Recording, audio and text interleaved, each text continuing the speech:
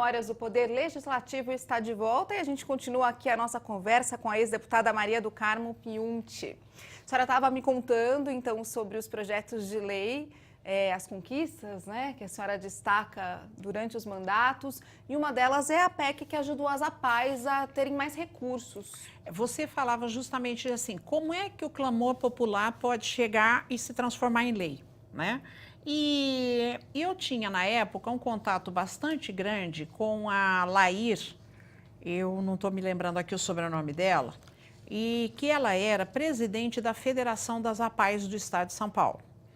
E como ela fazia parte do Conselho Estadual da Condição Feminina, que eu também militava, fazia parte, enfim, de vários movimentos de mulheres, a gente acabou estreitando relações, isso no mandato que eu fui efetiva, 95 a 2003. Nós acabamos estreitando relações e um dia ela começou a conversar sobre isso. E dizer que ela achava que não era justo as APAES dependerem, né, embora nós já tivéssemos na época a Lei Orgânica de Assistência Social, a LOAS, que eu participei também antes até de ser deputada, da elaboração da LOAS, cujo relator no Congresso foi o Geraldo Alckmin, que hoje é governador, estivemos em Brasília com ele. Embora já existisse a LOAS, que permitia que todas as entidades assistenciais tivessem uma participação mais paritária nas verbas, sempre a Secretaria Estadual, a Secretaria Municipal de Promoção Social, de Desenvolvimento Social, ela sempre é uma secretaria que tem pouco dinheiro. E a Constituição de 88 já designou uma verba bastante grande para a educação. E ela aí me colocava o seguinte, que as APAES, elas ficam com os alunos que deveriam estar na rede pública. Na época, os alunos eram de 7 a 17 anos. A gente sempre via as APAES correndo atrás fazendo campanha, com pires na mão. Com pires, né? na mão. Sempre com pires na mão. E os alunos de 7 a 17 anos tinham que estar na rede pública. Então, o justo, o lógico, seria que o governo do estado pagasse às APAES o mesmo valor que custa um aluno na escola pública. Quer dizer, na verdade, deveria pagar mais, porque ele custa mais. Ele precisa de professores melhores qualificados, ele precisa de uma série de coisas. Mas, pelo menos, que pagasse para as APAES aquilo que custava um aluno na rede pública. E aí fomos pesquisar sobre isso, né? E aí chegamos à conclusão de que isso precisava de uma PEC, de um projeto de emenda à Constituição Estadual. Nós não podíamos fazer através de um projeto de lei. E aí eu dei entrada na PEC, que era a PEC 19 na época. Outros deputados, depois eu fui a primeira que dei entrada, a partir da entrada da minha PEC, outros deputados deram entrada em PECs, isso ficou em discussão quase 2 anos na Assembleia. Tivemos também uma resistência aí na época do PT, depois acabou-se chegando a um acordo, eles entendiam que isso ia retirar poderes da rede estadual, dos professores e tal, e tinham muito medo que retirasse poderes e ganhos dos professores, coisa que não aconteceria em hipótese alguma, porque já eram direitos adquiridos. E nós conseguimos esse projeto em março de 2002, eu acho que foi realmente um marco, porque hoje as APAES, na verdade, pela nova lei de diretrizes e bases, né, da educação, o aluno, obrigatoriedade na rede, no fundamental, de 6 a 17 anos. Então, a APAE apresenta a relação de alunos dela na diretoria regional de ensino, onde era antigamente a delegacia regional de ensino. Ela apresenta aos alunos matriculados e ela vai passar a receber na conta dela todo mês um percentual por cada um desses alunos. Por cada um desses alunos, o que significa que ela tem uma arrecadação fixa. Ela tem um orçamento já fixo para o ano para planejar, não dependendo da noite da pizza, do jantar, etc., que ela pode até fazer. Bingo, etc., ou buscar verba com esse deputado, ou outro, uma emenda parlamentar. Mas isso tudo é para ela melhorar o atendimento. O básico ela tem garantido através da verba da educação. Bom, deputada, em março de 2001, pesquisando aqui toda a trajetória da senhora, eu descobri que a senhora concorreu à presidência aqui da Assembleia. Como é que foi isso? Na verdade, foi uma questão assim mais pessoal, né?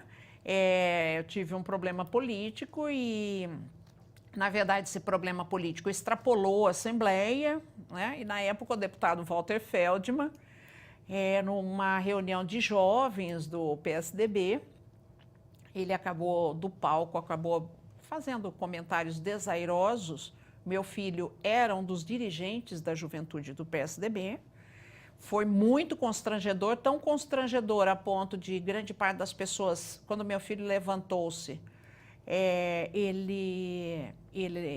muitas pessoas levantaram e ele teve até que interromper o discurso, mas ele já tinha feito. E eu deixei muito claro a ele que eu não tinha condição de votar nele para presidente da Assembleia. Então, vocês eram do mesmo partido? Do mesmo partido. Colegas de bancada? De bancada, e isso foi tudo colocado dentro da bancada. E na época até me lembro que a deputada Célia Leão, porque daí nessa legislatura, no PSDB, éramos 2 mulheres só. Aliás, eu quero fazer uma correção. Eu acho que é importante, Viviane. No mandato que eu fiquei como suplente de 86, que foi o mandato de 86 a 88, e eu fiquei de 86 a 92 e eu fiquei a 90, eu fiquei 2 anos como suplente. Nós tínhamos também a deputada Ercia Ayala, que era uma radialista que já faleceu, infelizmente faleceu precocemente, e que era muito batalhadora e muito aguerrida. Mas no mandato, eu estava dizendo nessa eleição aí, no mandato no PSDB, éramos só a Célia Leão e eu, como mulheres. Era um grupo de 25, 26 deputados, eu imagino, era um grupo menor, né? Mas um grupo grande, éramos só 2 mulheres. Eu me lembro que a Célia Leão disse, eu vou manter a minha palavra ao candidato do partido. Ele era o candidato Ele era o candidato do partido. Mas eu quero dizer que eu apoio integralmente a atitude da Maria do Carmo, porque com mãe a gente não mexe. Como é que eles reagiram quando a senhora disse que ia ser a candidata e ia disputar com ele? Foi uma colocação tão, digamos assim, tão veemente e tão, como é que eu posso dizer, tão sincera, tão verdadeira. Eu acho que é até difícil falar isso de mim, né? E porque eu estava saindo candidata, que ninguém teve condição de me dizer, olha, você não vai sair candidata. Então, me deixaram livre. E, na verdade, eu acho que eu acabei tendo 5 votos, se não me engano, na época, alguns descontentes. Não estou me lembrando aqui, eu me lembro que o Afanásio Jazade já veio aqui também. Me lembro que o deputado, que era não era o Vicente Bota, Vadielu era deputado, também votou. Então, alguns deputados que eram mais antigos e por algum motivo acabaram votando, porque o voto era aberto, você declarava o voto, né? E eu disse assim, o meu filho vai vir assistir a eleição. E eu não posso chegar aqui e declarar o meu voto a você, que, aliás, não se desculpou perante o meu filho. Mas ele ofendeu pessoalmente a senhora? Não. Na época, o meu marido, pai dos meus filhos, que era presidente da CDE, foi diretor da CDHU, e teve lá toda uma questão política. Uma manifestação dele, denunciando erros que aconteciam na CDHU, que depois foram confirmados, né? E aí o partido não entendeu dessa forma, achou que isso não tinha que ter sido feito e tal, mas estamos absolutamente tranquilos com relação a isso. Os erros aconteciam, os equívocos aconteciam, os desvios aconteciam, então foi denunciado. O governador Mário Covas, inclusive, retirou o presidente da CDHU da época, mas aí eles entenderam que o culpado era o diretor que tinha denunciado. Então as coisas se voltaram contra toda a nossa família, né? Levaram por esse lado pessoal. Mas eu acho que eu manifestei, acho que foi importante. Depois, no decorrer do tempo, ele acabou pedindo desculpas ao meu filho, porque não era essa a intenção dele, ofender o meu filho. E acabamos tendo uma vida parlamentar coerente, né? Como deputados da mesma bancada. Mas eu sempre fui muito firme nas minhas posições. Quem me conheceu sabe disso. Eu brigo dentro da bancada, eu sei que eu estou no legislativo e por isso que eu falo do legislativo me empolga, mas eu sou uma pessoa de opinião muito firme. Lutei muito numa determinada época porque tinha uma vaga para ser vice-presidente do meu partido em 97. Nunca tinha tido uma mulher na vice-presidência do partido estadual. E aí eles me disseram que, como a Zulaia já tinha sido indicada, que era deputada federal indicada para ser segunda vice, não podia ter 2 mulheres. Falei, bom, até agora só teve homem. Aí, pô, podia. Agora vão ter 2 mulheres, não pode. Então, realmente, eu acho que vocês estão com medo, né? Que eu esteja lá e a Zulaia, porque talvez aquele diretório nunca mais seja o mesmo. E aí eu acabei sendo eleita. Então, eu nunca tive medo de discutir as minhas opiniões. Essas posturas, desde quando a senhora era presidente lá da Câmara. Câmara e que aquele vereador, né, afrontou a senhora, e essa postura também em concorrer com o Walter Feldman e também para ser a candidata ali do partido. Vice-presidente, que eu acabei conquistando o cargo. São posturas que a senhora foi adquirindo por conta de ser minoria, na maioria das vezes, né, como mulher, ou porque é natural mesmo? Desde sempre foi assim? Eu acho assim, nesse momento, um deputado falou para mim, nossa, você é tão briguenta, mais ou menos isso. O deputado da minha bancada, que inclusive eu tinha muito relacionamento com ele, você é tão briguento, mas falou na reunião da bancada. Eu pensei que quando nós teríamos 2 deputadas aqui, a bancada fosse ficar mais doce.